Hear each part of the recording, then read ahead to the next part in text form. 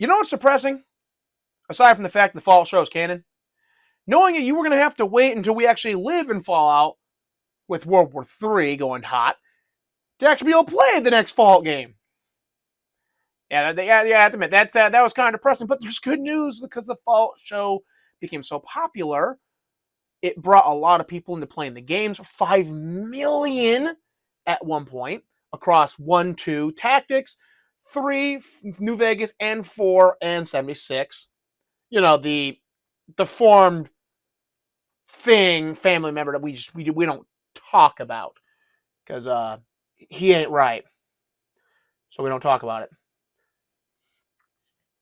And that got Microsoft looking at like, hey man, we don't want to wait to the 2030s to let another Fallout come out because we need to capitalize on this franchise while it's hot. And let's be realistic. Right now, a lot of the show defenders, it's questionable whether they're going to return for season 2, which will probably take a year plus to make, especially when it's going to be going straight to New Vegas itself. And the last shot of New Vegas was not flattering to what direction they're going to go in. So you really don't want to wait to 2030. So according to Jeff Corden and the Xbox 2 podcast, and I will have this article linked in the description so you can check out yourself, Microsoft ain't going to wait. They're going to hand this game off to another studio. And this is great for a couple of reasons. One, Emil won't be writing this Fallout. Anytime you don't have Emil writing a Fallout, a great day. Todd Howard probably won't be directing. He has no respect for the franchise and keeps trying to turn it into a post-apocalypse when it's a post-apocalypse. And here's the bad part about that. He could just move it up in the timeline to like 20, 30 years after the bombs fell when it would still be a post-apocalyptic setting. He doesn't need to ruin the current continuity. He could just expand the continuity from after the bombs fell, and he refuses to do so.